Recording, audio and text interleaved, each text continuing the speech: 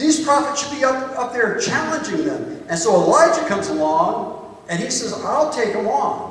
One man against all of the prophets of Asherah and the prophets of Baal. And he says, meet me on Mount Carmel. He said, we're going to have sacrifice. And you know the story. I'm just kind of summarizing it up here. And so they put 2 sacrifices up there on the mountain. And he said to the prophets of Baal and Asherah, he says, go ahead and call on your God. And then they called and they danced and they shouted louder. And Elijah kind of mocked them. He said, you know, maybe he's hard of hearing. Maybe you need to cry louder. And so they cried louder and louder, and nothing happened. Then Elijah said, let me show you how it's done.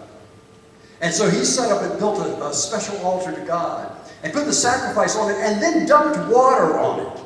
Imagine this, he dumped water all around it so that there was a ditch around the altar, and it was filled with water. And there was a drought in the land at this time. It hadn't rained for 3 days. You've got to wonder where they got the water, and you've got to understand that if they did have water to pour in there, how precious that water was. But you know, as precious as that water was, what was the best thing they could do with that water? Offer it to God, even in the midst of a drought. The most precious thing they could do with the water that was most precious to them, that they wanted to drink, they wanted to bathe with, they wanted to feed their cattle with.